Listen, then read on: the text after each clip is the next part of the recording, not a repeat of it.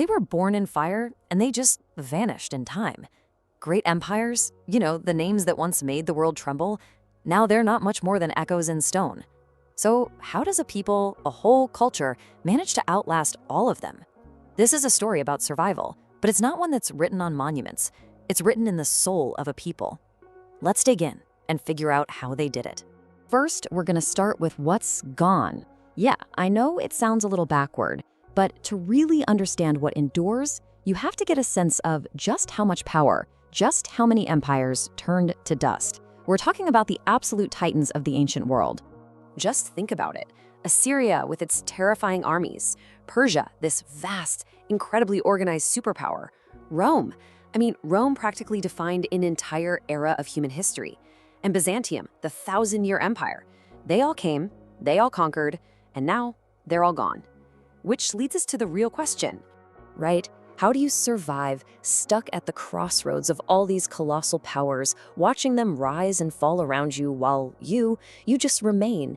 That's the central mystery we're unpacking here.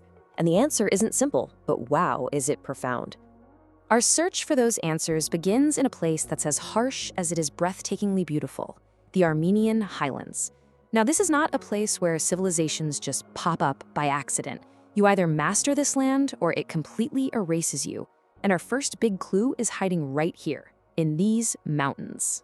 So let me introduce you to Urartu. We're talking 3,000 years ago, this seriously formidable kingdom just emerges. And what's amazing is how sophisticated they were. Their fortresses, built right into the cliffs, absolute engineering marvels. Their metalwork was legendary. They were a real power on the world stage.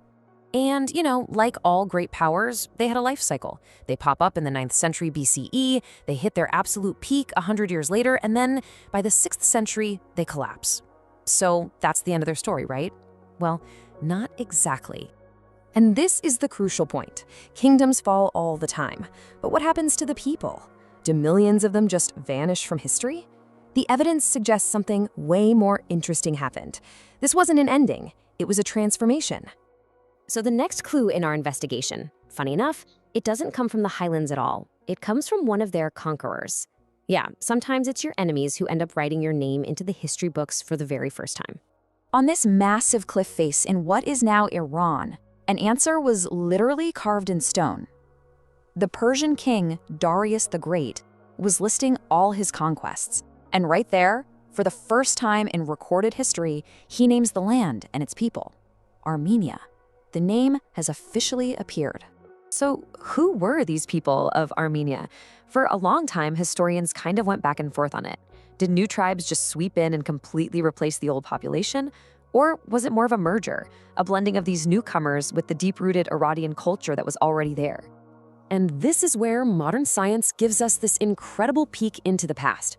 Genetic studies have found an unbroken thread of DNA, one that stretches from the Armenians living today all the way back to the Bronze Age people who lived in that exact same land. The people weren't replaced. They transformed. They endured. And they didn't just endure, they rose again. Big time. From the ashes of those old kingdoms, a brand new Armenian empire was forged under a king named Tigranes the Great. It was so huge that its domain stretched all the way from the Mediterranean to the Caspian Sea. But of course, this put them right between two new giants, Rome and Parthia. So how do you survive being crushed between giants like that? Well, the answer, it turns out, wasn't about building higher stone walls. It was about building something way stronger, something you can't even see. It was about building fortresses for the mind and for the soul. Sometimes a single year can change the destiny of a people for 1,000 years to come. For Armenia, that year was 301 CE. You're going to want to remember this date. It's the moment that everything changed. In 301, Armenia made a decision that would define its identity forever. It became the very first country in the world to adopt Christianity as its official state religion. This was before Rome, before Constantine. It was a radical act that set them apart, and it forged this unique cultural and spiritual identity that, it turns out, just couldn't be conquered. And they would fight for that new identity.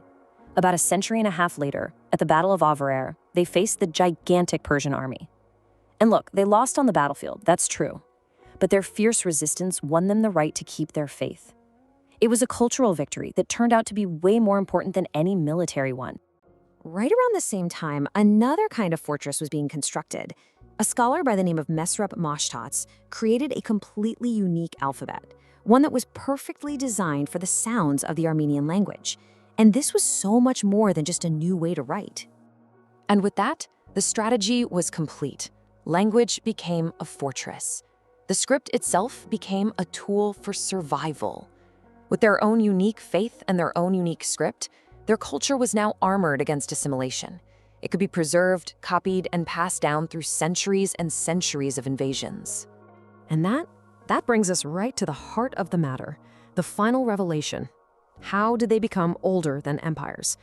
The secret isn't in what they built with stone and mortar. It's in what they remembered. And here's the fundamental difference. Empires are built on power, on armies, on territory, on control. And power is fleeting. It always collapses.